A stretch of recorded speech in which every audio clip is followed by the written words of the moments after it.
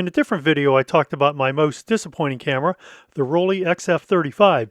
And here we're going to take a look at one of my favorite cameras, or one of the cameras that I really like. This is a Zeiss Ikon Tenax 2. This was introduced in 1938, so this camera is pretty old, more than eight decades old at this point, at least in the 2020s. One of the things that's unusual about this camera is that it was introduced before the Tenax 1. So the Tenax 2 came first, and then the Tenax 1 was introduced. They both were introduced in 1938, but they're very different cameras. So we'll cover this. We'll cover the Tenax 1 in a different video, and it certainly has its own unique story. So the Tenax 2, it really was Zeiss Ikon's answer to the robot camera, because Zeiss Ikon liked to be in as many markets as possible. In addition to 35mm and medium format, and it never did any half frame, but half frame wasn't really popularized until the 1960s, and by then Zeiss Ikon, it just never got into that market anyway. It had, as I mentioned, it had 35mm cameras, it had medium format cameras, it had twin lens cameras, box cameras, it even had movie cameras. And so in addition to that, it had this camera which shot 1:1 photos. And so that likely was a response to the robot camera, which also shot square 1" by 1" photos, or 24mm by 24mm. Well, like the robot camera, this also had interchangeable lenses. So let's take a quick tour around the body. This had rangefinder focusing, so that was already an advantage over the robot camera. And it also had lever advance, and you can see this big film lever here. The robot had motorized advance using a heavy-duty spring in which you pre-tensioned it. This used, as you can see, this used a CompuR rapid shutter. This actually uses a medium format shutter. You would think it would use a 35mm shutter, but in fact it doesn't. This is a medium format shutter, and I know because I've taken it apart and I've seen the size of the shutter. The shutter, rather than being tiny, is rather quite large, and it will make sense as soon as I get further into the camera. So here you had a unified rangefinder viewfinder window. This was your rotating prism. The rotating prism was used by Zeiss Ikon in several of its cameras, including the Super Ikonta. So essentially, it was two circular prisms, and they rotated until the images aligned in the viewfinder. As I mentioned before, this is the film advance. It also tensions the shutter. It uses a leaf shutter, as previously mentioned, the CompuR Rapid. And this is used to select your shutter speeds. Moving to the top of the camera, you have your rewind button. It was a press and hold rewind button. This is your fold up rewind crank. A bit easier than doing knob rewind. And this is your accessory shoe. This accessory shoe, of course, this camera did not accept the flash unit. The accessory shoe really was used for close-up lenses. And there was a separate viewfinder that's slotted in here. This is your shutter release, and then around the edges, or around the circumference, is your frame counter. Manually reset simply by turning the knob with these, or turning the dial with these two posts. On either end you had strap lugs. On the back, pretty clean. You just have your single eyepiece and your back, your Zeiss Ikon logo. Moving to the bottom, you had your tripod socket. Notice this is the European tripod socket, which is much larger.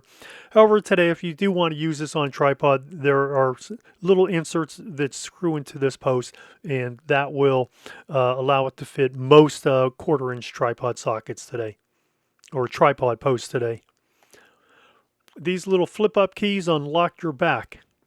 Before we open the camera, let's talk about the interchangeable lenses. I think there were maybe 2 other lenses that were sold for this. They're extremely costly, costing in the thousands of dollars, so far too rich for my blood, and so I only have, actually have 2 lenses. I have this 40mm sonar, or 4 centimeter, and this is pre-war, that is before the end of World War II. So this is a sonar lens with the maximum aperture of f2.0. The other option is this f2.8 Tessar, also 40 millimeters or 4 centimeters. Obviously, with them being sonars and Tessars, these are Carl Zeiss Jena branded lenses. Of course, that's where the optical factory was that produced the lenses. It was in Jena, which later became part of the Eastern Zone, and well, there's plenty of history and articles written about that. To change the lenses, there's a small tab, square tab. Simply press down on it toward the bottom of the camera, turn it to the right slightly. The one thing to keep in mind, take this film speed selector and push it down to like the 9 o'clock position. It will make removing and inserting the lenses much easier. To install the new lens or to mount the new lens, simply take it, rotate a little bit till it falls into place, then push this viewfinder until it's centered over the rangefinder window. There you are. You'll hear it snap into place like so, and you'll see that it no longer moves. Now, the one thing that's important to note is this uses tab focusing, and the helical is actually built into the lens and shutter assembly, and so you use the tab here. Let's take a quick look at this without the lens mounted. It's a fairly large mounting surface, and you can see the shutter underneath. Now, a 35 millimeter shutter is much smaller, so that's why they used a medium format shutter, and it's really not a problem. The top speed for this one is 1/400th of a second. If you plan to use that top speed, always set it before you advance the film or before you tension the shutter. And the reason is because there's a heavy coiled spring inside the shutter, and it's easier to engage by selecting that shutter speed ahead of time.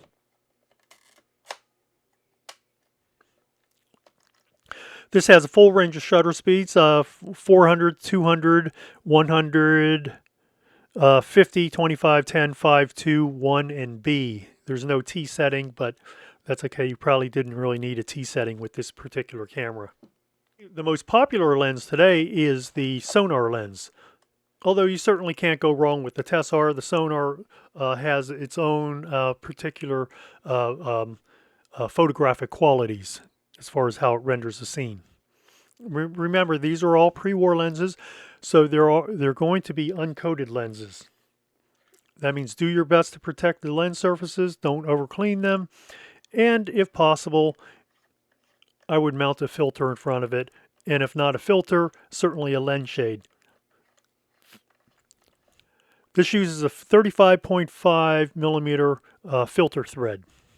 What was nice is that Zeiss Ikon standardized a lot of their thread sizes, so whatever you bought for one camera could often be used for a different camera as well. To open the Tenax 2, it's a removable back, so you flip up these keys, twist them toward the outside of the camera, and then the back slides off. There we are.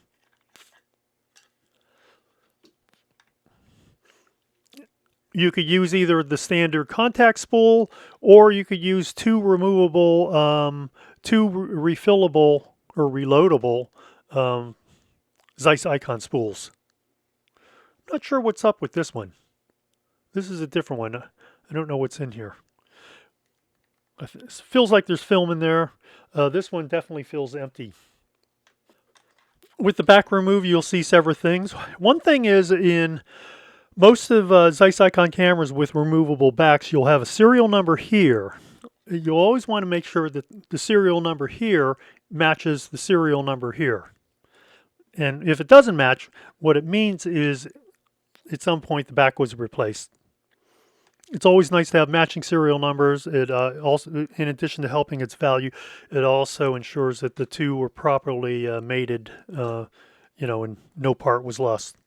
Regarding this serial number, occasionally you're going to see a serial number with a little asterisk next after it, and I believe what that meant was that the camera had been returned to Zeiss Ikon for repair of some type. And when they do that, they would put a little asterisk right here after the number. So there are no surprises. This is your pressure plate. As you can see, it's fairly small, but so is the opening for the frame, for each frame. As I mentioned, this is square. This is square, so it's 1 by 1 inch, 1 inch by 1 inch. The pressure plate, of course, keeps the film flat against these film rails, so that when you take your photo, it will give you it should give you a sharp a photo as possible, and it's always, of course, dependent upon the lens being able to record a sharp photo. So if we look here, it's as I mentioned, pretty standard. You have a little roller here. You have a small roller here to guide the film across the film plane and across these rails, and you have your sprocket spindle with your small sprockets, and of course those made up with the sprocket holes in 35mm film. We'll just put the standard film spool in here. Note that if you do get a camera that does not have a film spool, find one of these Zeiss Ikon film cassettes. There you go. Turn these inward. These then fold down out of sight, and you're good to go. Despite this being a circular rangefinder prism, you'll see that there's a small square window underneath. And this is a unified rangefinder viewfinder, so there's no separate eyepieces. You can do all your focusing and composing in this one window. It's fairly bright and fairly large, as you can tell in the front. It has a rectangular, it has a square rangefinder patch to aid in focusing, and overall there's a slight green tint. The rangefinder patch is sort of yellowish or gold, and the rest of the viewfinder has a greenish tint. So there's a nice contrast between the rangefinder patch and the rest of the viewfinder. There are no frame lines, but that's no surprise. Very few cameras in that day had frame lines in the viewfinder. That came later. Although it's fairly easy to take photos, and I suppose if you were really in a hurry, you could probably take several shots in reasonable succession. Except for a couple of instances, I myself have never really been in that much of a hurry to take photographs, so I have never really tried to rapid fire this camera. I suppose you could do it, but I never needed to. So what do I like about this camera? I like the fact that it's compact. I'm not usually a fan of tab focusing just because I like a focusing ring, but here it works pretty well. This has a very short throw. And by short throw, I mean the distance to focus from infinity to its close focus distance of roughly 3 feet, which is 1 meter, is very tiny. Maybe, what is that, 10 degrees, possibly? And because it's on the bottom, it's very easy for your finger to find. And because this is a smaller camera, the fact that it's not over here or not over here is a benefit. If it had been over here, I think then there's a chance of you getting your finger to partially obstruct the viewfinder. So the fact that it's on the bottom does make it much easier to focus. These are your aperture settings up on top. Your aperture dial is pretty much where you would expect for these type of cameras. It's right on the front of the lens. In fact, there are no other controls on the lens. There really is no focusing ring. Because this camera uses a leaf shutter, it's fairly quiet in use. It's not a noisy camera. It will emit some sounds because it's not a silent camera. It's just not an overly noisy camera. I've carried this camera around all day, and it's really fairly simple to just have it slung around your neck.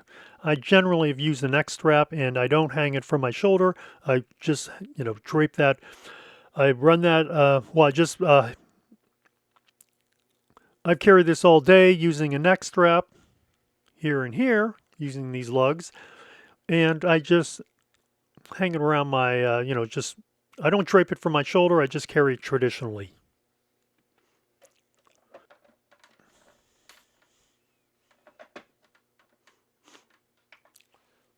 So let's see what this camera weighs.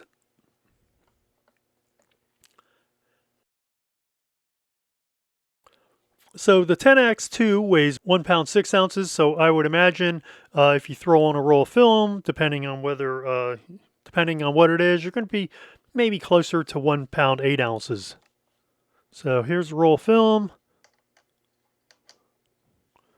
And now we're at 1 pound 7 ounces. So I was wrong. You're actually still under 1.5 pounds.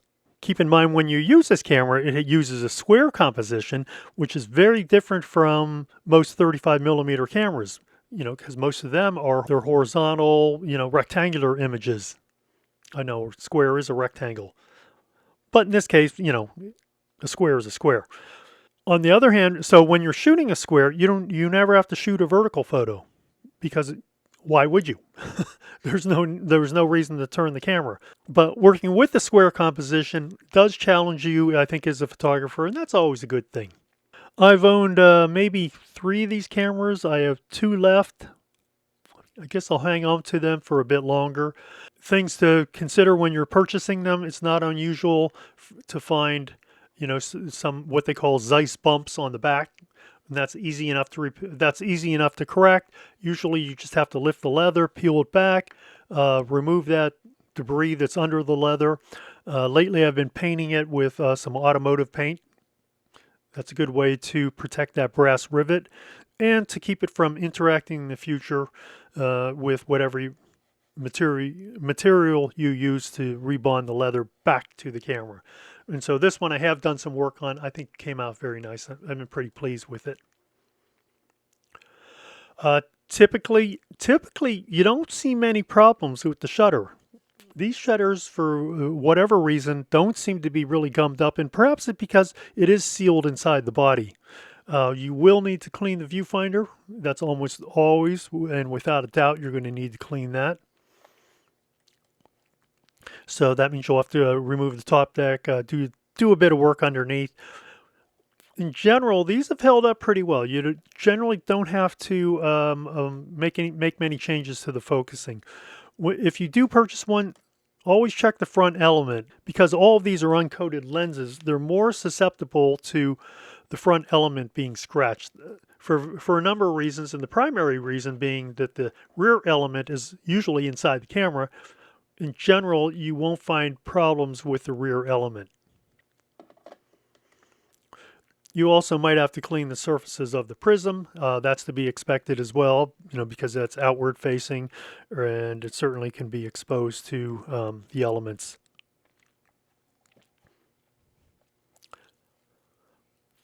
I'm not sure about the availability of this camera today. I just haven't looked lately. But as always, try not to buy a camera with a lot of physical damage. Sometimes physical damage is an indication of how the camera was treated through the years, and cameras that are rather beat up, I usually pass on. There's enough cameras in the world today that you don't have to buy somebody else's beater.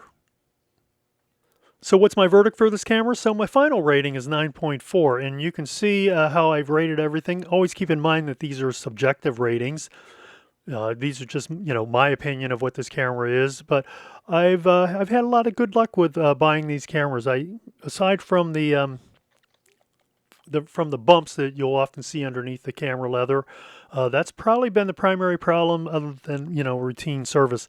But some service is expected, because after all, this camera was made in 1938, and to expect it to operate like new, particularly if it's never been serviced, 80 plus years later, I think that's a bit unreasonable. But once serviced, this camera will give you plenty of years of photography.